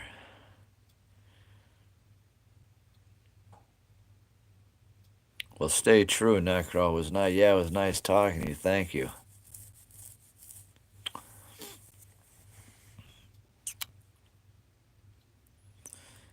Yeah, you definitely have some good knowledge for 20. That's awesome. That's awesome. Normally, people at 20 aren't so in tune, so that's good. You got a lot of knowledge. Just stick with it, because you did make some good points. Yeah, God bless you. No, you did. Yeah, you do make a good point about the priest with the chastity. They can bridge that in, you know. And honestly, if every priest was married to, there's gonna be issues with adultery. There's gonna be issues with divorce. There's gonna be other issues too. So it won't fix it. It wouldn't fix it. It may fix it for a percentage, but I think as a whole, it probably wouldn't, because I think a lot of the corruption and a lot of the stuff, like you were saying, well, like we were kind of got to, was the chastity, and that needs to be rectified early. A 12, 13-year old child needs to start understanding 11, 12, 13 needs to start understanding the value of chastity and why that is prevalent or should be prevalent and can do a lot of good and set the stage later in life for a lot of more holiness, you know what I'm saying, and more structure. And, you know, because I think you're right. I think a lot of people get hurt, they get tainted, they go through too many relationships, they lose trust, um, they start too early, and then it becomes a downhill slope from there. You know, instead of really just staying true and then finding that person and then you know, hoping for the best. Definitely.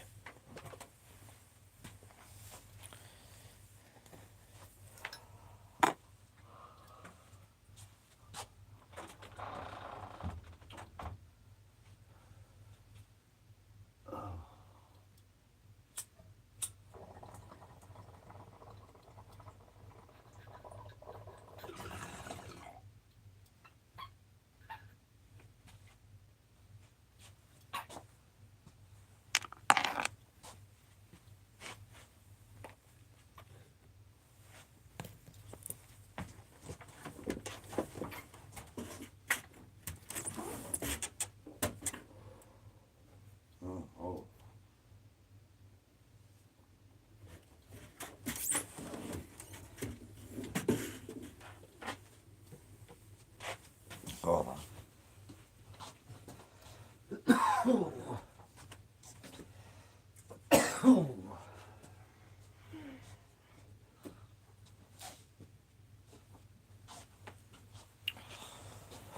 There's a little snow out there.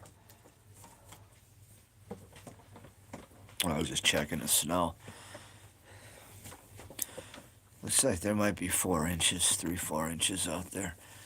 I don't think it's definitely not going to be 8 like they were saying.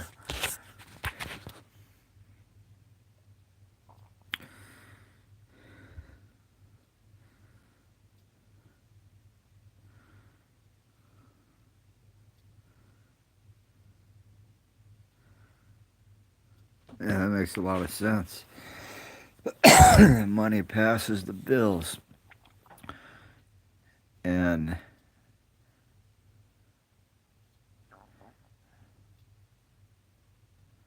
in consequence, and what is that? Money passes the bills and consequence makes the money? Or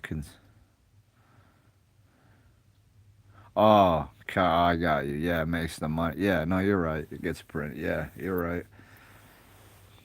Yeah, you're right. Definitely.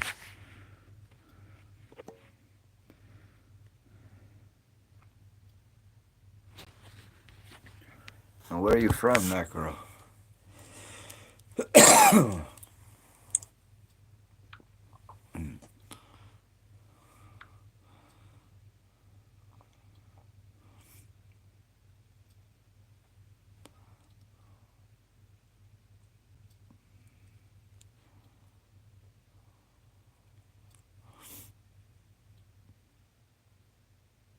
Oh, South America. Wow. All right. Well, I'm in the United States. That's pretty cool. Well, if you're not a subscriber, I hope you do subscribe.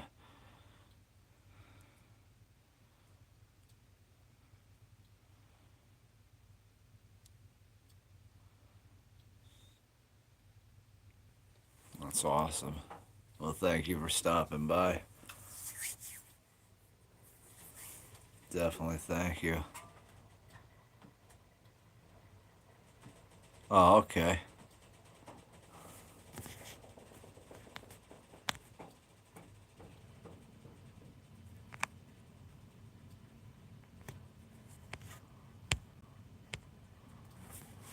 Nice. Yeah, that's okay though.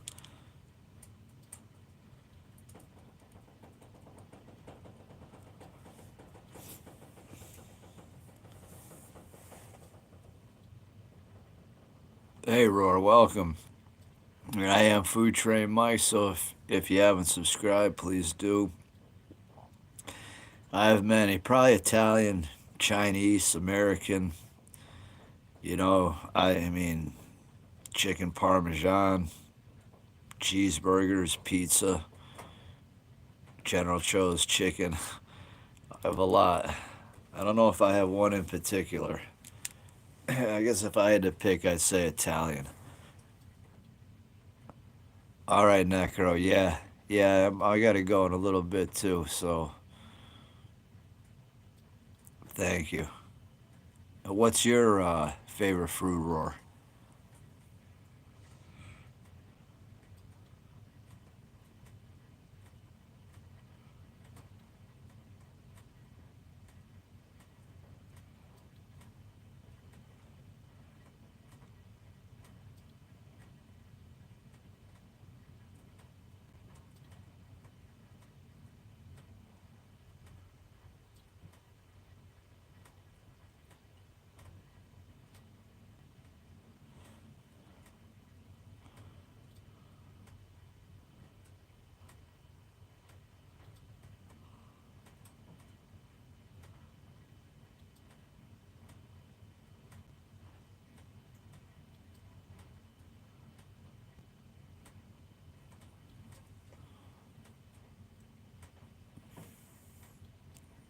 You still there, Roar?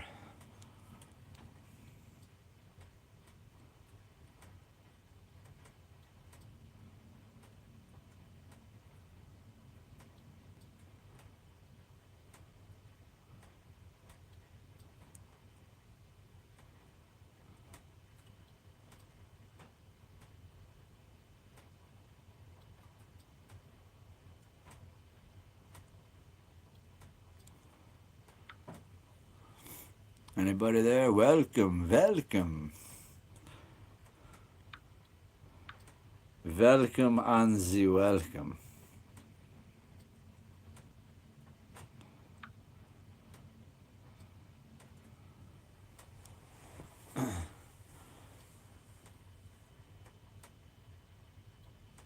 Oh, empanadas. I love them empanadas. They're the best.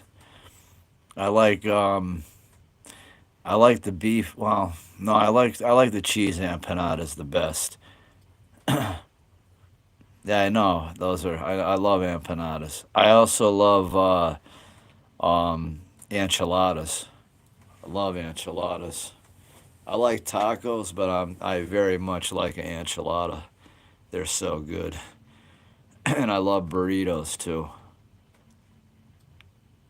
But I do love a good empanada. Yeah, they're like this. And so sometimes they're filled with beef, cheese. I think they make chicken ones, right? They probably make all kinds. I know. They're just where I was there, where I lived at one point at the corner stores. They only had, I think, like beef and cheese. I wouldn't mind beef and cheese. Now that'd be something. I love anything fried. So now you put something fried and then you stuff it because I love calzones being Italian. But I think empanadas might be a little bit better than a calzone because it's a more, not flaky, but a little more crispy type of shell. You know what I mean?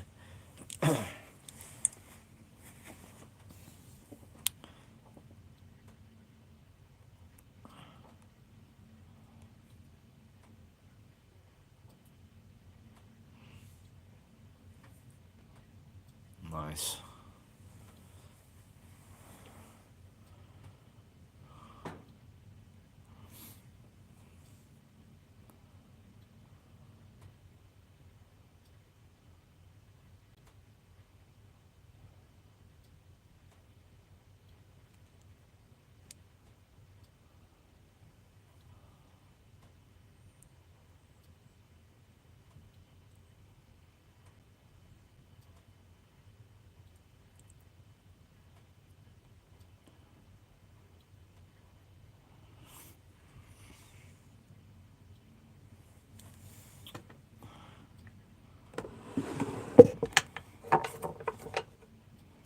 Yeah, but the empanadas, yeah, they're good stuff.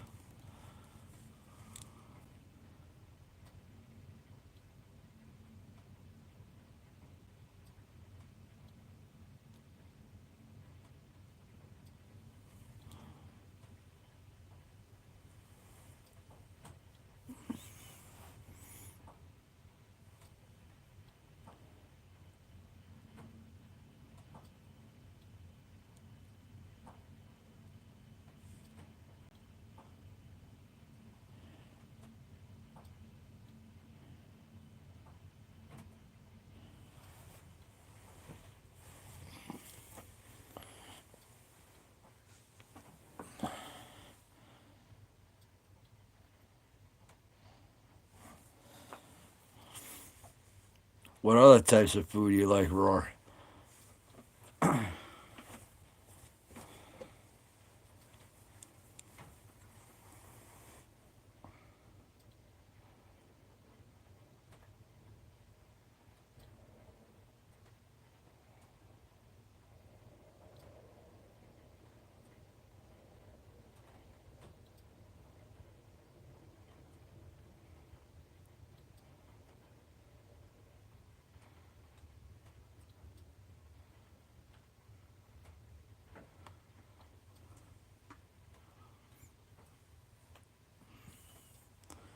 Anybody else on? Just checking some something on the phone here.